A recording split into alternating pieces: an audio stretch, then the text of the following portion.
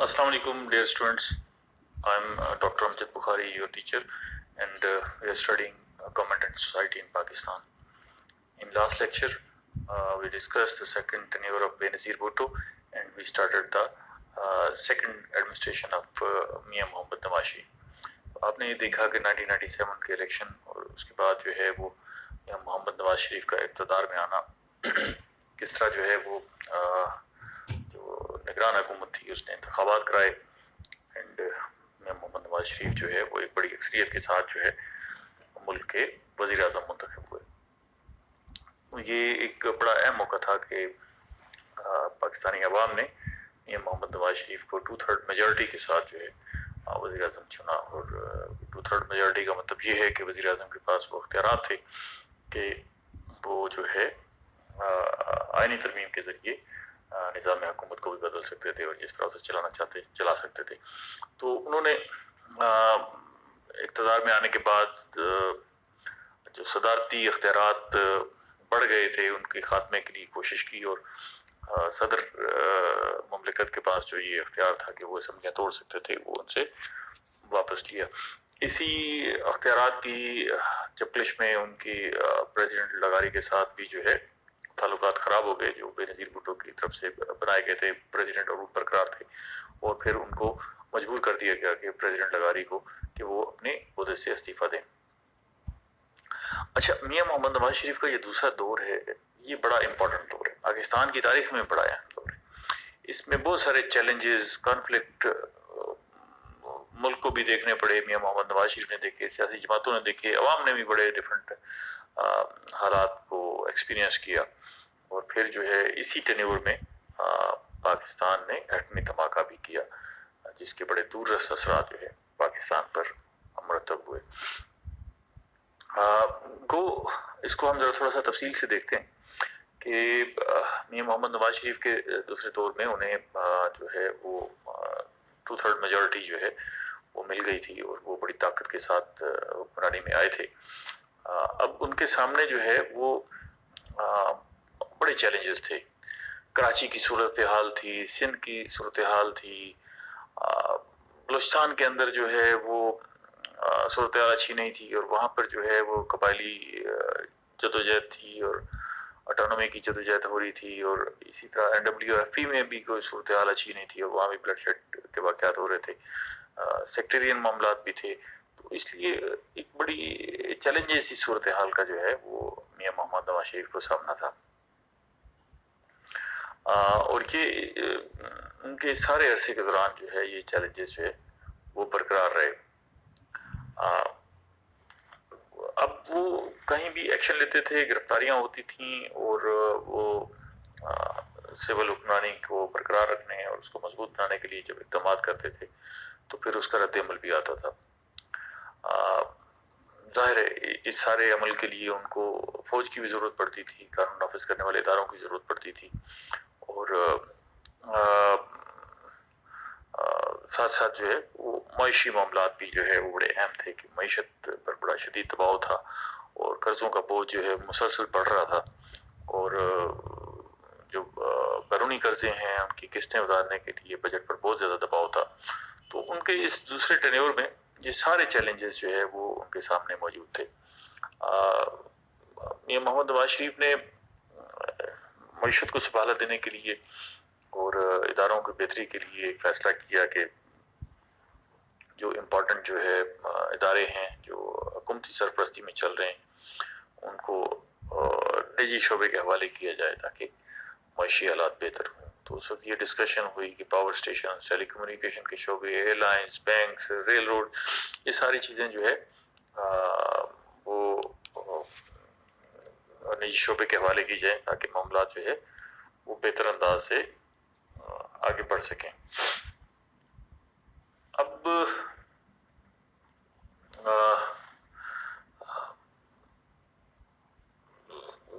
ये सारी सूरत हाल इसलिए भी थी कि पाकिस्तान पर कर्जे का शदीद दबाव था और अगर मईशत को बचाना था, मईशत को आगे लेके चलना था तो वो इदारे जो पाकिस्तानी मईशत पर बोझ बने हुए थे, बजट पर बोझ बने हुए थे और उनको चलाने के लिए हर साल حکومت پاکستان کو سبسڈی دینی پڑتی تھی، حصہ ڈالنا پڑتا تھا، ان سے نجات اور ان کو نجی شعبے کے حوالے کرنا ضروری تھا، لیکن اس میں کوئی خاطر خواہ کامیابی نہیں ہو سکی۔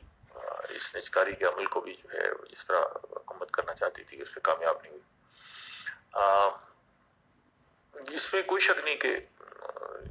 میاں محمد نواز شریف کا یہ جو ٹینیور ہے اس میں ان کے پاس اتنی سیاسی طاقت تھی جو اس سے پہلے جو ہے وہ ہم نے تجربہ نہیں کی، کہ وہ اتنے بااختیار وزیر اعظم تھے اور ان کے پاس اتنی سیاسی طاقت تھی، اتنی قوت کے ساتھ اسمبلی میں موجود تھے، تو وہ سب کچھ کر سکتے تھے۔ اب پاکستان کی جو جی ڈی پی گروتھ تھی اس کو بھی چیلنجز کا سامنا تھا، اور پاکستان کو جو ہے وہ جو ریئل گروتھ اس کو ملنی چاہیے تھی اس خطے میں وہ نہیں حاصل ہو سکی تھی۔ اس ساری صورتحال میں حکومت نے مسلم لیگ نون کی جو حکومت تھی، میاں نواز شریف کی جو حکومت تھی، انہوں نے 2010 کا پروگرام جو ہے وہ شروع کیا، اور جس کے لیے لائن آف ایکشن اور گائیڈ لائن فراہم کی، جس میں تعلیم کے اندر اصلاحات لانا تھی، پبلسس میں اصلاحات لانا تھی، اور لوگوں کے لیے، بے روزگار لوگوں کے لیے روزگار کے مواقع، امپلائمنٹ اپرچونٹیز بنانی تھی۔ سب شعبوں پر کام کرنے کے لیے بھی جو ہے وہ اقدامات کا آغاز کیا گیا، لیکن اس کے اثرات جس طرح متوقع تھے، جس طرح سوچے جا رہے تھے کہ وہ پاکستان پر بطور مملکت جو ہے وہ ریفلیکٹ ہوتے، تو وہ ریفلیکٹ ہوتے نظر نہیں آئے۔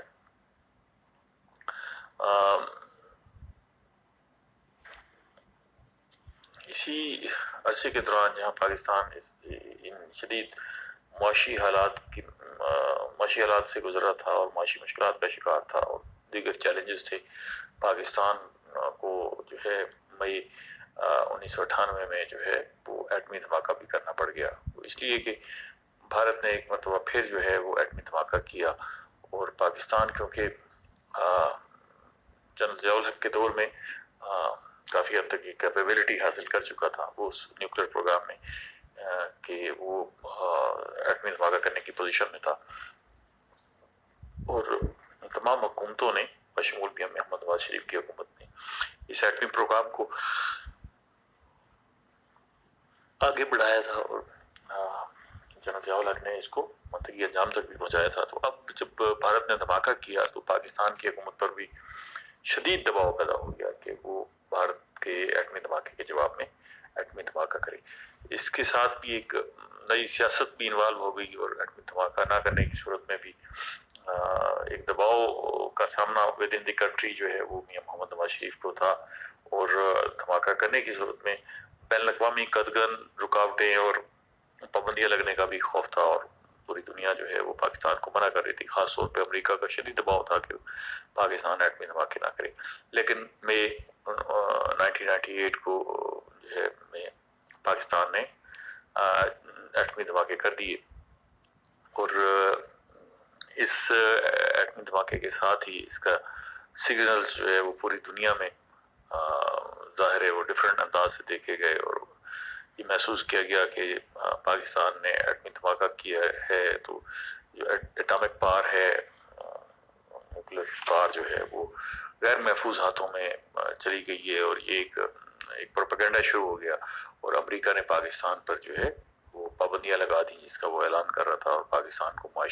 شدید معاشی پابندیوں کا سامنا کرنا پڑ گیا، اور دنیا میں بھی پاکستان کے خلاف بڑی باتیں ہونے لگی، اور یہ بھی ایک مہم شروع ہو گئی کہ پاکستان سے جو ایٹمی پروگرام ہے وہ لیک ہو سکتا ہے، ایٹمی اکوپمنٹ لیک ہو سکتے ہیں، اور یہ کمزور ہاتھوں میں اور غلط ہاتھوں میں جا سکتے ہیں۔ تو یہ کمپین بھی ایک شروع ہو گئی۔ پاکستان نے ان شدید معاشی حالات سے نمٹنے کے لیے بھی اقدامات کا اعلان کیا، جن کے بعد میں نتائج جو ہے وہ اچھے نہیں ثابت ہوئے۔ اس میں سب سے بڑا اہم اقدام جو ہے میاں محمد نواز شریف کی حکومت کا تھا کہ انہوں نے پاکستان کے اندر جو غیر ملکی کرنسی کے اکاؤنٹس تھے، فارن کرنسی اکاؤنٹس تھے، ان کو سیز کر دیا گیا۔ ان کے سیز ہونے سے جو ہے وہ پوری دنیا میں ایک منفی تاثر پھیلا، اور پاکستانی جو باہر کے دنیا میں باہر کے ملکوں میں رہتے تھے ان کے اندر بھی ایک منفی تاثر پھیلا، اور پاکستان کو جو ہے بعد کے آنے والے حالات میں پتہ لگا کہ اس کے بہت منفی اثرات ہوئے۔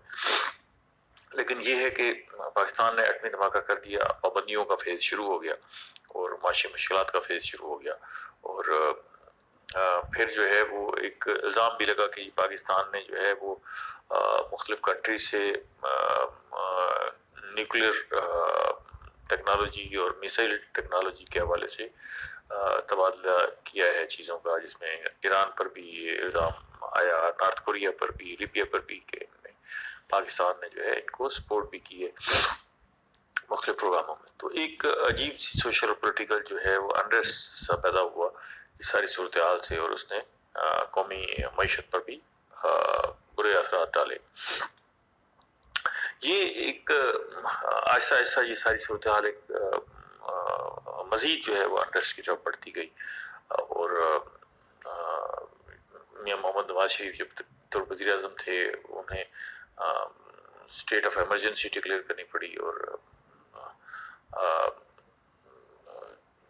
انہیں جو ہے اس ساری صورتحال میں قوم کو اعتماد میں لینا پڑا، بہت ساری چیزیں آرڈیننس کے ذریعے چلانی پڑی، اور اس ساری صورتحال میں انہوں نے تو اس ساری صورتحال میں ظاہر ہے جب انہوں نے خود کو اور اپنی معیشت کو اور اپنی سیاست کو کمزور ہوتے دیکھا تو انہوں نے جو ہے وہ کچھ ایسے اقدامات بھی کرنے شروع کیے جس سے ان کا اثر و رسوخ مضبوط ہو، اور انہوں نے کچھ اسلامک سٹیپس اٹھانے کی کوشش کی، اسلامک قوانین کے نفاذ کی کوشش کی، 15ویں ترمیم پرپوز 15ویں ترمیم آئین میں لانے کی باتیں ہوئیں، جس میں جو ہے اسلامک کلاس کے حوالے سے اور گورننس کو اسلامک کلاس کے حوالے سے ڈھالنے کی باتیں ہوئیں۔ اسی طرح فیڈرل شریعت کورٹ کو مضبوط کیا گیا، اور اس پہ جو ہے وہ اسلامک جسٹس کی جو ہے وہ باتیں ہوئیں۔ لیکن اس ساری صورتحال میں جو ہے وہ پیپلز پارٹی بھی انائڈ تھی میاں محمد نواز شریف کی حکومت سے، اور ان کا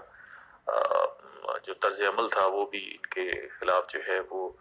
حکمت عملی بنانے کا اور اتحاد بنانے کا اور اس کو آگے لے کے چلنے کا تھا۔ تو پاکستان پیپلز پارٹی نے چھوٹی پارٹیوں کو ساتھ ملا کر، چھوٹی سیاسی جماعتوں کو ساتھ ملا کر پاکستان عوامی اتحاد تشکیل دیا، اور اس عوامی اتحاد کا مقصد یہ تھا کہ حکومت کو ٹف ٹائم دیا جائے اور ان کو مجبور کیا جائے کہ وہ بیک فٹ پہ جائے۔ لیکن میاں محمد نواز شریف کیونکہ اسمبلی میں بڑی مضبوط فوٹنگ پر موجود تھے، اور انہوں نے جو ہے وہ پرواہ نہیں کی اور اپنے معاملات کو اسی طرح جاری رکھا۔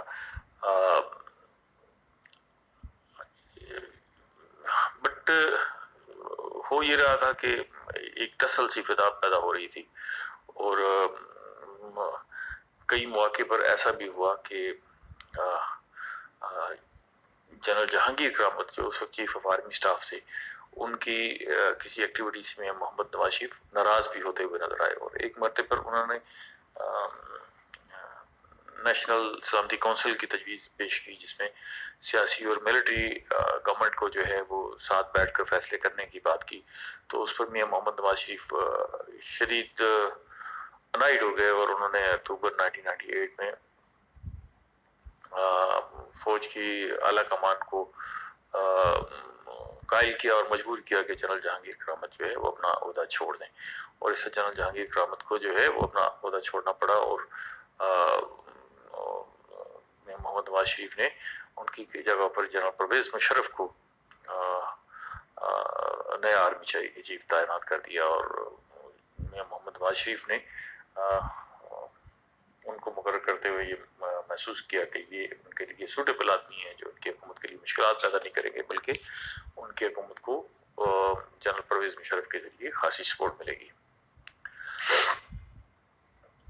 ادھر جو ہے ملٹری لیڈرشپ میں بھی جو ہے وہ کچھ بے چینی تھی، اور وہ وہاں یہ بات محسوس کی جا رہی تھی کہ میاں محمد نواز شریف جس انداز کی سیاست کر رہے ہیں اس سے قومی ادارے جو ہے وہ بھی سیاست زدہ ہو رہے ہیں۔ اور میاں محمد نواز شریف کے بہت سارے اقدامات پر جو ہے وہ فوج کو بطور ادارہ بھی اعتراض تھے. 1999 کی وسط میں جب جنرل پرویز مشرف جو ہے وہ چیف آف آرمی اسٹاف تھے تو کشمیر کے اندر جو ہے وہ بھارت کے ساتھ جو ہے وہ کارگل کی ایک جنگ چھڑ گئی اور کارگل کی چوٹی پر جو ہے وہ بھارت اور پاکستان کی فوجوں کے مابین جو ہے وہ شدید جھڑپ ہوئی اور باقاعدہ ایک جنگ کی صورتحال پیدا ہو گئی. اس ساری صورتحال میں جو ہے وہ ایسا لگا کہ یہ جو جھڑپیں ہیں یہ دونوں طرف سے بارڈر پر پھیل سکتی ہیں اور بارڈر پر ایک بڑی جنگ کی شکل اختیار کر سکتی ہیں. تو اس ساری صورتحال میں وزیر اعظم میاں محمد نواز شریف جو ہے انہوں نے فوری طور پر واشنگٹن کے ایک دورے کو ترتیب دیا اور یونائٹڈ اسٹیٹس کے جو پریزیڈنٹ تھے بل کلنٹن ان سے ملاقات کی اور یہ اس تجویز پر غور ہوا کہ پاکستان کی جو فوجیں ہیں جو کارگل پر موجود تھیں وہ واپس بلائی جائیں گی اور جو ہے وہ پاکستان اس چوٹی سے سرنڈر کرے گا. اچھا اب بہت سارے معاملات ایسے پیدا ہوئے کہ جس پر جو ہے فوج اور میاں محمد نواز شریف جو وزیر اعظم تھے ان کے مابین جو ہے صورتحال کشیدہ ہو گئی اور ایک جو ہارمنی ہونی چاہیے تھی اور ایک ورکنگ ریلیشن شپ ہونی چاہیے تھی اس میں واضح کمی نظر آئی. فوج کے کچھ عناصر جو ہے وہ یہ چاہتے تھے کہ پاکستان کو اس چوٹی سے سرنڈر نہیں کرنا چاہیے, پیچھے نہیں ہٹنا چاہیے اور اس پر ڈٹے رہنا چاہیے, جبکہ میاں محمد نواز شریف اس جنگ کا پھیلاؤ نہیں چاہتے تھے اور انہیں یہ احساس تھا کہ اگر یہ جنگ پھیلی تو اس کے اثرات جو ہے وہ بڑے نیگیٹو ہوں گے. اس ساری صورتحال میں میاں محمد نواز شریف کو جنرل مشرف کے انداز عمل کو دیکھتے ہوئے یہ محسوس ہوا کہ انہوں نے بطور chief of army staff general Pervez Musharraf کو جو نامینیٹ کیا وہ ان سے غلطی ہو گئی. اس غلطی کا ادراک انہوں نے اپنے ساتھیوں کی میٹنگ میں بھی کیا اور اس کا نتیجہ یہ نکلا کہ جب یہ چیزیں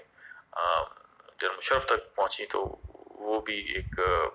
ٹسل سی فضا پیدا ہو گئی اور وہ ایک جو نیچرل ہارمنی تھی دونوں بڑے عہدوں کے درمیان مابین وہ نہیں رہی.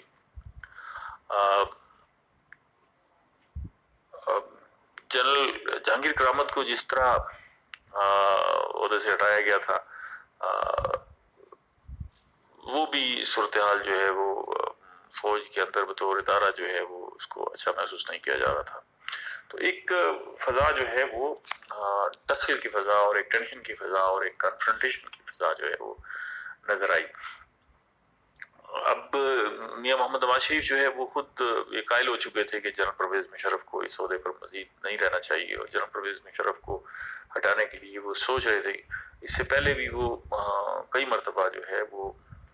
کیونکہ ایسا کام کر چکے تھے اور انہوں نے جنرل جہانگیر کرامت کو بھی اپنے عہدے سے ہٹایا تھا, اس لیے اب ان کو ایسا لگتا تھا کہ وہ اتنے سیاسی طور پر اتنے مضبوط ہیں کہ کوئی بھی سٹیپ اٹھائیں گے تو ان کو کوئی ان کے سٹیپ میں رکاوٹ نہیں بن سکتا. تو 12 اکتوبر 1999 کو میاں محمد نواز شریف نے ایک اٹیمپٹ کی جنرل مشرف کو ان کے عہدے سے ہٹانے کی. یہ اٹیمپٹ اس وقت تھی جب جنرل پرویز مشرف جو ہے وہ خود باہر تھے, سری لنکا کے دورے پر تھے اور ان کی عدم موجودگی میں ان کو ہٹانے کی کوشش کی گئی. تو جنرل پرویز مشرف کے جو یہاں پر ساتھی تھے اور دیگر جنرلز تھے انہوں نے اس پر ریئیکشن شو کیا اور جنرل پرویز مشرف جو جہاز میں موجود تھے اور پاکستان آ رہے تھے ان کے طیارے کو بحفاظت جو ہے وہ اتارا گیا اور جنرل پرویز مشرف نے کہا کہ ان کے طیارے کو زمین سے وزیر اعظم کی طرف سے ہائی جیک کرنے کی کوشش کی ہے اور اس طرح جنرل پرویز مشرف اور ان کے ساتھیوں نے میاں محمد نواز شریف کی حکومت کا تختہ الٹ دیا. جنرل مشرف نے اقتدار سنبھال کر باضابطہ طور پر میاں محمد نواز شریف کی حکومت کے خاتمے کا اعلان کر دیا اور آئین کو معطل کر دیا. لیکن یہ ہے کہ یہ ایک کو تھا، لیکن جنرل مشرف نے مارشل لا ڈکلیئر نہیں کیا. یہ ایک عجیب ڈفرنٹ سا ٹینیور تھا کہ جس میں جنرل پرویز مشرف نے اقتدار تو سنبھال لیا لیکن انہوں نے مارشل لا ڈکلیئر نہیں کیا، اور انہوں نے کہا کہ جو فنڈامنٹل رائٹس ہیں لوگوں کے اسٹیٹ جو فراہم کرتی ہے وہ اسی طرح گارنٹیڈ رہیں گے اور وہ برقرار رہیں گے. جو آئین نے جو ہے لوگوں کو جو حقوق دیے ہیں وہ بھی اسی طرح برقرار رہیں گے، اور جو کانسٹیٹیوشن ہے وہ continue in force unless altered by military authority. ٹھیک ہے کہ آئین بھی جو ہے وہ اسی طرح موجود رہے گا. پھر جو ہے جنرل مشرف نے ایک پی سی او جاری کیا اکتوبر 14 کو، اور یہ اناؤنس کیا کہ جو میاں محمد نواز شریف کے دور میں محمد رفیق تارڑ کو صدر مملکت بنایا گیا تھا، تو انہوں نے صدر مملکت کو نہیں ہٹایا بلکہ یہ اعلان کیا کہ صدر مملکت محمد رفیق تارڑ ہی رہیں گے اور وہ اپنے آفس میں اپنا کام جاری رکھیں گے. تاہم نیشنل اور state legislature would be suspended. ٹھیک ہے. جنرل مشرف نے یہ بھی اعلان کیا کہ جو ملکی عدالتیں ہیں وہ اسی طرح اپنا کام کرتی رہیں گی اور ایک دائرے کے اندر رہتے ہوئے لوگوں کو انصاف فراہم کرتے رہیں گی، اور چیف ایگزیکٹو کے آرڈر کی پابند ہوں گی، اور چیف ایگزیکٹو جو ہے وہ جنرل پرویز مشرف نے خود کو ڈکلیئر کر دیا. پھر provisional constitution order P C O number 1 of 1999 general Musharraf کی طرف سے جاری کیا گیا، جس میں یہ کہا گیا کہ پریزیڈنٹ جو ہے وہ چیف ایگزیکٹو کی ایڈوائس کے مطابق جو ہے وہ کام کریں گے، اور چیف ایگزیکٹو کون تھے؟ وہ خود جو ہے وہ جنرل پرویز مشرف تھے. تو انہوں نے ان سارے قوانین اور آئین کو اس طرح ڈھال دیا کہ وہ جنرل پرویز مشرف کے تابع ہو گئے، اور جنرل پرویز مشرف نے خود کو ملک کا چیف ایگزیکٹو ڈکلیئر کر دیا. اب یہ ایک ڈفرنٹ سا ٹینیور تھا جس میں لوگوں کو ان کے حقوق بھی دیے گئے، عدالتیں بھی کام کر رہی تھیں، آئین بھی کسی حد تک بحال تھا اور اس کو نئی شکل دے دی گئی تھی، اور